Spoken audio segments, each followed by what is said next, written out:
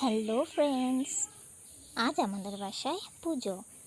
কর্মাদ্রি ঠাকুরের যে পুজো হয়, কর্মপুরুষের ব্রত বলে যে, সেই ব্রতটা করেছে মা আজকে। তো দেখো, এখানে কর্মাদ্রি ঠাকুরের ঘট বসানো হয়েছে। আর মা তো ছিল পুজোয় বিজি, তার জন্য আমি আজ খিচুড়ি বানিয়েছি ফার্স্ট। কে কে আমার খিচুড়ি খাবে চলে এসো।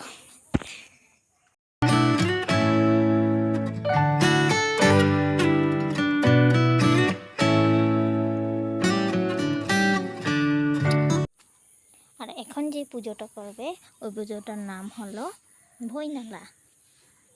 এটা গাছকে পুজো করে, দেখতেই পাচ্ছ।